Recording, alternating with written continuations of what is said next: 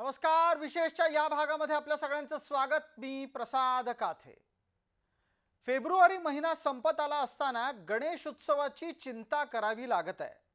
यंदा plaster of पॅरिसच्या गणेश मूर्ती बनवण्यावर असलेले निर्बंध आणि विसर्जनाच्या वेळेला काटेकोरपणे पाळले जात असलेले निर्बंध आपल्या समोर आहेत. नुकत्याच झालेल्या माघी गणेश उत्सवाच्या निमित्तानं तर ही बाब प्रकर्षानं समोर आलेली आहे.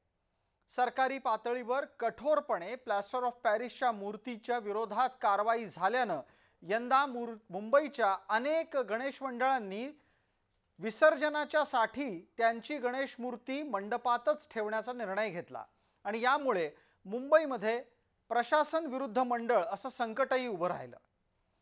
एकूणातच आत्ताच्या घडीला मुंबईतल्या गणेश उत्सवावर खरं संकट आलंय ते पीओपी वरच्या बंदीमुळे. पीओपीवर जर बंदी घातली तर मुंबईत उंच गणेश मूर्ती बनू शकणार नाहीत असा तर्क दिला जातोय. मुंबईचा गणेश उत्सव हा उंच मूर्तींसाठी ओळखला जातो.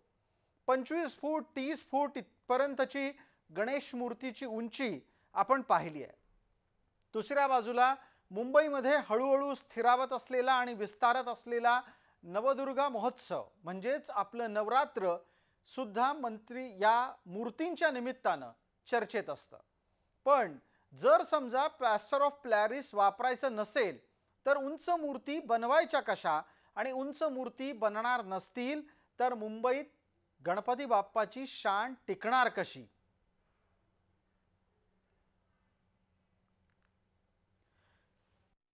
मूर्तींची पेण ही राजधानी आहे. पेण हे रायगड मधलं एक गाव ज्या गावानं मूर्ती बनवण्याच्या निमित्तानं जगात स्वतःचं स्थान निर्माण केलं. प्लास्टर ऑफ पॅरिसवर आलेले निर्बंध या मूर्तिकारांना काळजीत पडायला कारणीभूत ठरलेत. या सगळ्या मूर्तिकारांनी शुक्रवारी बैठक घेतली आणि त्यांचा पिढीजात व्यवसाय बंद होण्याची जी भीती निर्माण झाली आहे ती त्यांच्या चेहऱ्यावर अगदी स्पष्ट दिसत होती. पीओपी प्रदूषण करत नाही आणि सांगायचं झालंच तर आता मी एक म्हणतो, हा कायदा लागतो तो पूर्ण देशासाठी लागतो का कुठल्या फक्त राज्यासाठी लागत नाही. आज महाराष्ट्रामध्ये 90% गणेशोत्सव साजरा करतात आणि 10% फक्त जगभरात होतो, देशभरात. आणि पीओपी ही गुजरातला चालू आहे, राजस्थानला चालू आहे, हैदराबादला चालू आहे. मग फक्त महाराष्ट्रामध्येच बंदी का? आज हे बीजेपी सरकार आपण म्हणतो, मी पुन्हा पुन्हा वारंवार म्हणतो, हिंदूंच्या नावाखाली आपण सगळं चाललेलं आहे आणि हिंदूंच्या सणालाच बंदी का? पीओपी हे पर्यावरणपूरक आहे, मग त्याच्याकडे सरकार का दुर्लक्ष करतंय?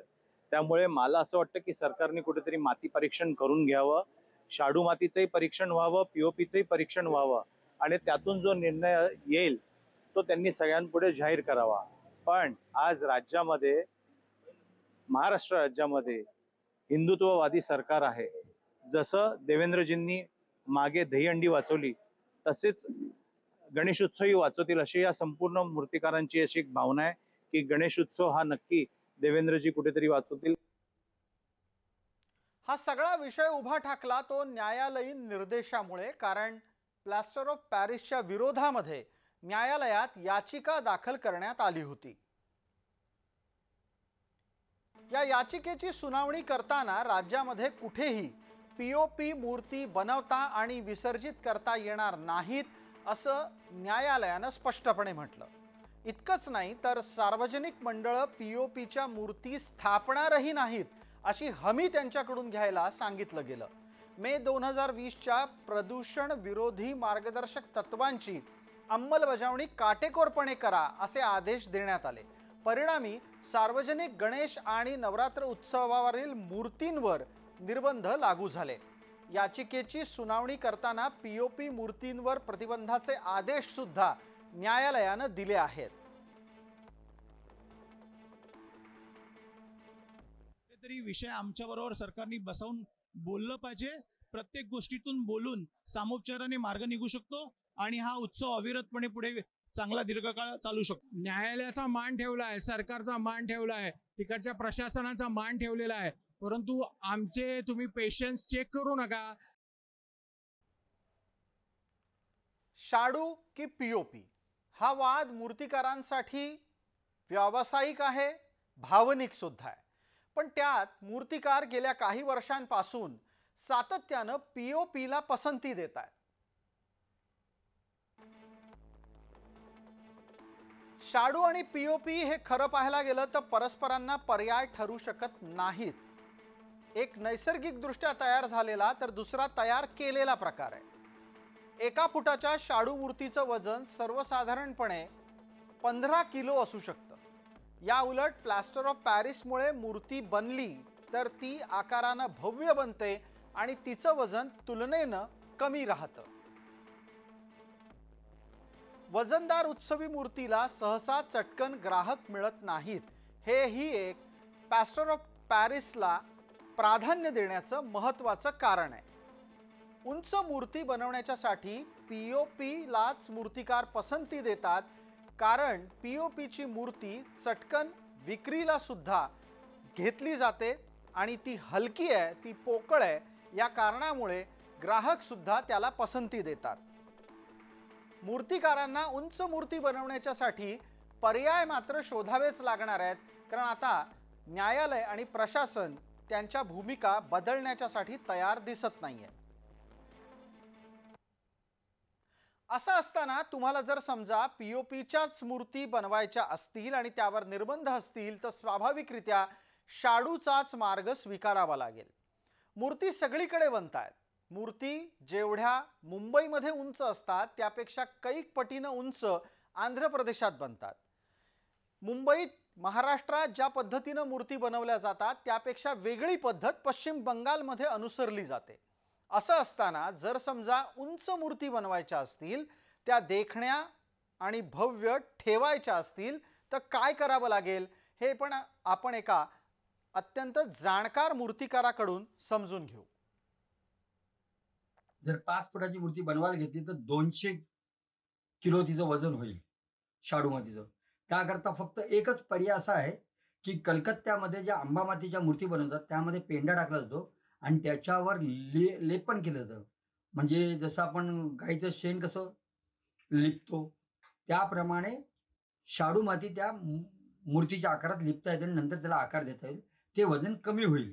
पण जास्त मोठ्या मूर्त्या असतील तरी पण त्याच्यामध्ये तुम्हाला वजन हे वाढणारच.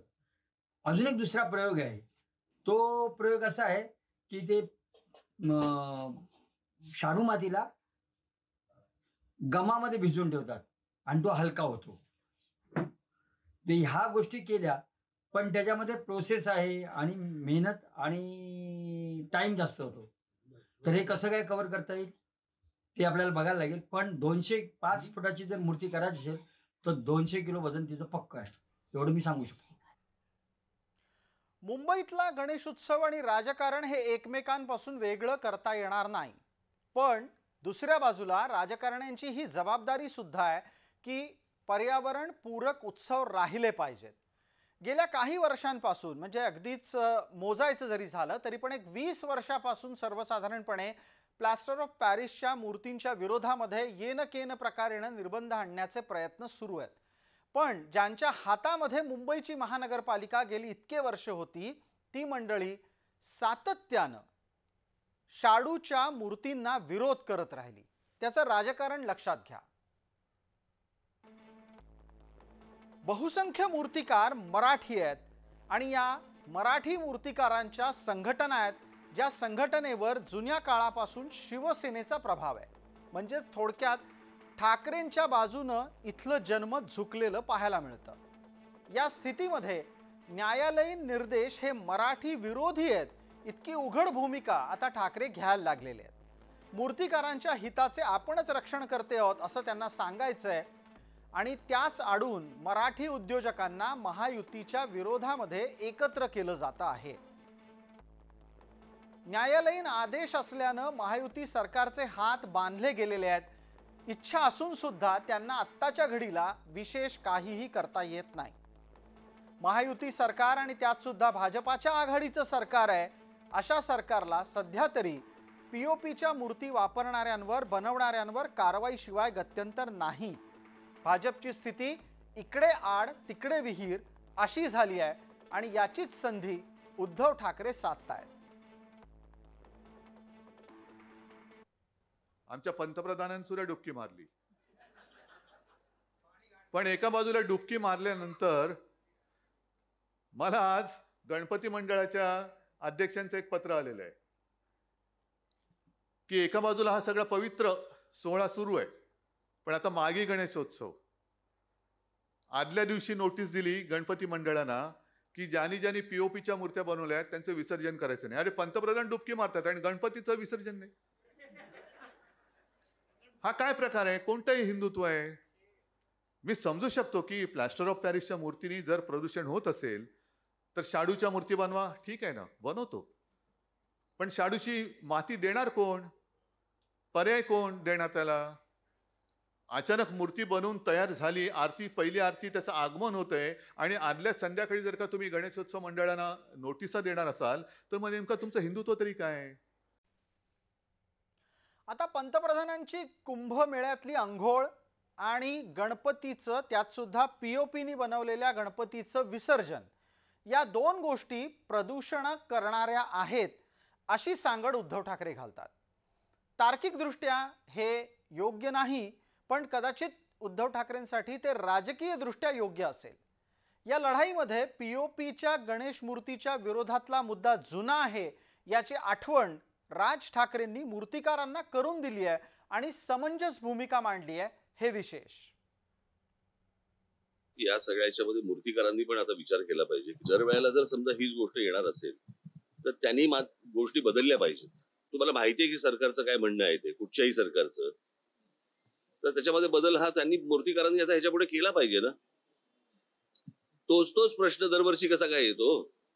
कारण त्याच्यामुळे होणारं पोल्युशन हे खूप मोठ्या प्रमाणावरचं आहे. हे मला असं वाटतं आता मूर्तिकारांनी पण या गोष्टीचा विचार केला पाहिजे, काहीतरी दुसरा मार्ग त्यांनी काढला पाहिजे. अशातच यंदा शाडू मूर्तीला प्रोत्साहन मिळावं म्हणून महानगरपालिका प्रयत्न करते. महानगरपालिकेनं आवाहन केलंय की अधिकाधिक शाडू मूर्ती बनवा. पर्यावरण पूरक मूर्ती बनवणाऱ्यांना सरकार मदत करेल. मूर्ती घडवण्यासाठी पालिकेकडे उपलब्ध असलेल्या जागांमध्ये जागा सुद्धा दिली जाईल. विनामूल्य शाडू माती सुद्धा महानगरपालिका पुरवेल. माती कमी पडली तर जास्त माती लागली तर अतिरिक्त माती सुद्धा पालिका देईल. पालिकेच्या प्रत्येक परिमंडळामध्ये 100 टन किमान माती तयार असेल. मूर्ती तयार केल्या जाणाऱ्या मंडपात विविध सुविधा पुरवल्या जातील. यामुळे पर्यावरण पूरक मूर्ती बनवणाऱ्या मूर्तिकारांना मंडप निःशुल्करित्या उपलब्ध राहील. मूर्ती घडवण्यासाठी पालिकेकडे प्रथम अर्जदाराला प्राधान्य असेल. शाडू माती फुकट मिळणार आहे, हे महत्त्वाचं.